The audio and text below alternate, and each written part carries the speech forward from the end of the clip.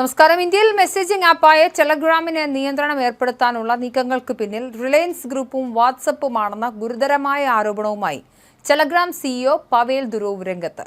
വാട്സപ്പിന്റെ ഉടമസ്ഥരായ മെറ്റയ്ക്ക് പങ്കാളിത്തമുള്ള Reliance group തങ്ങളുടെ business താൽപര്യങ്ങൾക്ക് വേണ്ടി ടെലഗ്രാമിനെ ഇന്ത്യയിൽ നിരോധിക്കാൻ ലോബിയിങ് നടത്തുകയാണെന്ന് അദ്ദേഹത്തിന്റെ പ്രധാന ആരോപണം. കൂടാതെ ഇന്ത്യക്ക് പുറത്തുള്ള UAE അടക്കമുള്ള രാജ്യങ്ങളിലെ ദശലക്ഷക്കണക്കിന് ഉപയോക്താക്കൾക്ക് ടെലഗ്രാം സേവനങ്ങൾ തടസ്സപ്പെടുത്താൻ റിലയൻസ് മനഃപൂർവ്വം BJP ഹൈജാക്കിംഗ് എന്ന ഇന്റർനെറ്റ് റൂട്ടിംഗ് അട്ടിമറി രീതി ഉപയോഗിക്കുന്നുണ്ടെന്നും പവൽ ദുരോവ് സോഷ്യൽ മീഡിയ പോസ്റ്റിലൂടെ കുറ്റപ്പെടുത്തി. ഈ ആഗോള അട്ടിമറി തടയാൻ റിലയൻസിന്റെ നെറ്റ്വർക്കിൽ നിന്നുള്ള അനധികൃത അറിയിപ്പുകൾ നിരസിക്കണമെന്ന് അദ്ദേഹം ലോകമെമ്പാടുമുള്ള ഇന്റർനെറ്റ് ഓപ്പറേറ്റർമാരോട് ആവശ്യപ്പെടുകയും ചെയ്തു.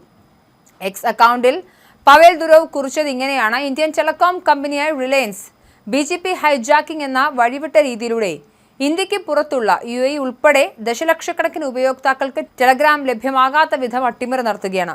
ഇത് മനഃപൂർവ്വമാണെന്ന് തോന്നുന്നു, കാരണം ഇതുമായി ബന്ധപ്പെട്ട് നൽകിയ നിരവധി റിപ്പോർട്ടുകൾ റിലയൻസ് അവഗണിച്ചു.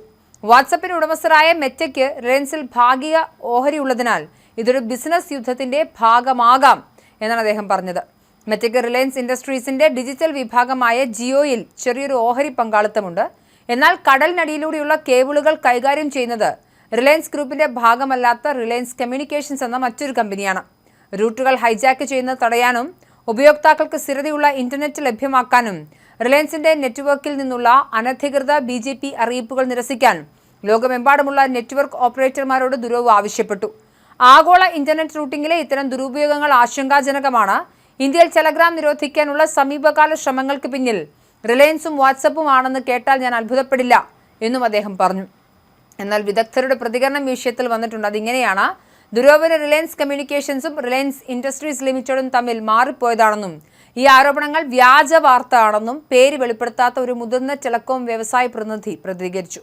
റിലയൻസ് കമ്മ്യൂണിക്കേഷൻസിനെ കുറിച്ചാണ് ദുരോവ് പറയുന്നതെന്ന് അദ്ദേഹത്തിന്റെ പോസ്റ്റുകളിൽ നിന്നും വ്യക്തമാണെന്ന് വ്യവസായ പ്രതിനിധി ചൂണ്ടിക്കാട്ടി. എന്നാൽ മെറ്റയുമായി ബന്ധപ്പെടുത്തി അദ്ദേഹം ഉന്നയിക്കുന്ന ആരോപണങ്ങൾ തികച്ചും വ്യത്യസ്തമായ മറ്റൊരു കമ്പനിയായ ജിയോയെക്കുറിച്ചാണ്. ഇവ രണ്ടും രണ്ട് വ്യത്യസ്ത സ്ഥാപനങ്ങളാണ്. മെറ്റയ്ക്ക് ജിയോയിൽ ഒരു ന്യൂനപക്ഷ നിക്ഷേപം മാത്രമാണുള്ളത്. അതിന്റെ ദൈനംദിന പ്രവർത്തനങ്ങളിലോ മാനേജ്മെന്റിലോ മെറ്റയ്ക്ക് യാതൊരു പങ്കുമില്ല.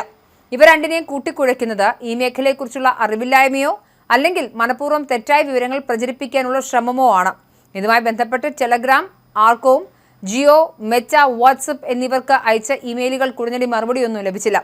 ജൂൺ 21 നടക്കാനിരിക്കുന്ന national eligibility come entrance test അഥവാ NEET UG പുനഃപരീക്ഷയിലെ ചോദ്യപേപ്പർ ചോർച്ച തടയുന്നതിനായി ജൂൺ 22 വരെ ഗൂഗിൾ, ആപ്പിൾ ആപ്പ് സ്റ്റോറുകളിൽ നിന്നും ടെലഗ്രാം ആപ്പ് നീക്കം ചെയ്യാൻ ഇന്ത്യൻ സർക്കാർ ഉത്തരവിട്ടിട്ടുണ്ട്.